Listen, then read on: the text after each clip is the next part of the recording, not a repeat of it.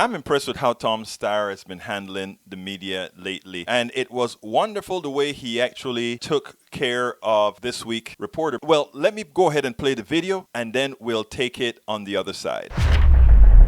Mr. Steyer, you say that you can take on Donald Trump on the economy, but the latest Quinnipiac national poll, again released just this week, says 70% of voters describe the nation's economy as excellent or good. So how do you convince them that a change is needed when they think they're doing so well under Donald Trump? I think if you take a look at what he says, everything he says superficially sounds right, but is actually a lie. So when he says the economy is growing, I can show that, in fact, all the money's going to rich people. When he says unemployment is low, which is true, I can show that the wages people are getting don't support a family. And when he says the stock market is up, these are his three big statistics. It's largely because of the huge tax break he gave to big corporations, but it also doesn't matter that much because most of the stocks, 85% of the stocks, are held by the top 10% of 10. But I want to go back to that 70% number. You talk about the wealthy. They're not all wealthy people. 70% say the economy is good and they're doing well. Well, I'm just saying, here we are on a show, and you're standing up for Mr. Trump's version of the economy. And I'm telling you. I'm telling you about a national poll. I'm not standing up for anybody. I'm telling you about a national poll. And what I'm saying is this. There is a different story of this economy and this country that has to be told.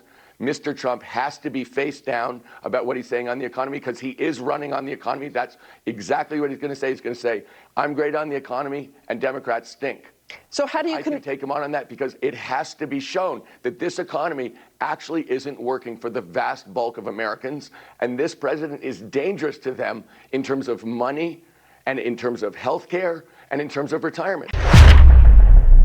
And let me tell you, Steyer is absolutely right. When he says that, I can't believe you are promoting the Donald Trump narrative, he's absolutely correct. And she may say, oh, the polls say this. Well, most polls that we have today are nothing more than push polls. They ask you, do you support Medicare for all? The vast majority of people say, yes, we support Medicare for all. They said, but Medicare for all will go ahead and take away your private insurance and take away whatever insurance. Then it drops immediately. And then that's what they report. But they don't tell you that they said, but by the way, if you have Medicare for all, you can see whichever doctor you have and whatever medicines your doctor prescribed to you, you can have it. All these polls are push polls, including the one that Raddatz is talking about. But if you have a media that constantly says, oh yes, the stock market is high, but doesn't give a narrative. Oh yes, we're at full employment, but doesn't give a narrative. Oh yes, Obamacare people like, but don't give a narrative. Then what you have is a people who are answering the questions based on it being push polls. Steyer is absolutely right.